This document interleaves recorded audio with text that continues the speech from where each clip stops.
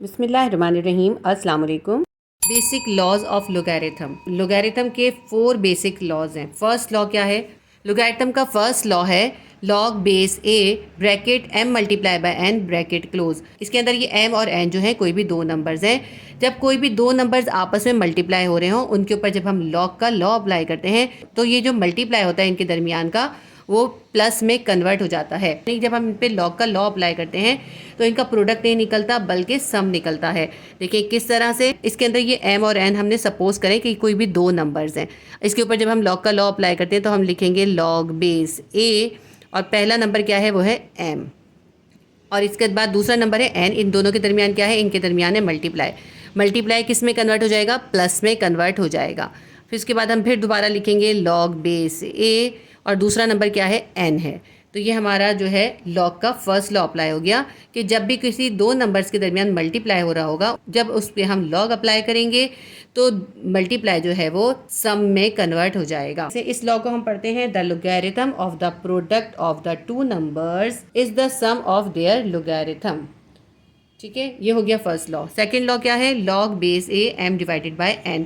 अगर कोई दो नंबर्स आपस में डिवाइड हो रहे हों उनके ऊपर जब हम लॉग का लॉ अप्लाई करते हैं तो इनका जो डिवाइड है वो माइनस में कन्वर्ट हो जाता है। The logarithm of the quotient of to numbers is the difference of their logarithm.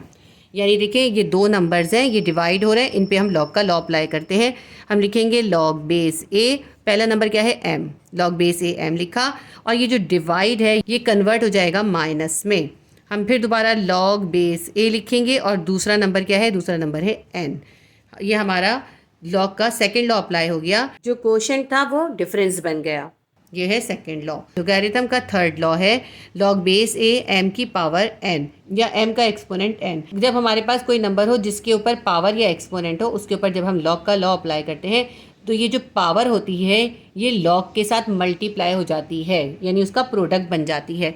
तो इसके ऊपर जब हम लॉग का लॉ अप्लाई करेंगे ये जो पावर है ये सबसे पहले आ जाएगी, ये मल्टीप्लाई हो जाएगी लॉग के साथ। हम लिखेंगे n multiply by log base a और जो नंबर है वो क्या है? वो है m।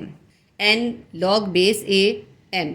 ये जो पावर थी ये प्रोडक्ट बन गई, ये लॉग के साथ मल्टीप्लाई हो गई। इस लॉ को हम पढ़ते हैं the logarithm of a number raise to a power n is the product of the exponent and the logarithm of the number. उस नंबर के लॉग के साथ एक्सपोनेंट मल्टीप्लाई हो जाता है। ये हो गया थर्ड लॉ। लोगैरिथम का फोर्थ लॉ है लॉग बेस a n और ये जो फोर्थ लॉ है ना ये कहलाता है चेंज ऑफ बेस प्रॉपर्टी। यानी लॉग बेस ए हो और उस पर कोई नंबर ना हो, उस बेस ए के ऊपर कोई एक्सपोनेंट हो तो फिर हम उसके ऊपर लॉग का फोर्थ लॉ अप्लाई करते हैं। हम इसकी बेस चेंज कर देते हैं। इसकी बेस क्या है? इसकी बेस है ए। इसकी बेस हम चेंज कर देंगे। हम लिखेंगे लॉग बेस हमने बी कर दी और इसको हम एक बार नहीं लिखेंगे, दो बार लिखेंगे। हम लिखेंगे divided by log base b. ये तो हमने बेस चेंज कर दी और बेस को दो बार लिख लिया।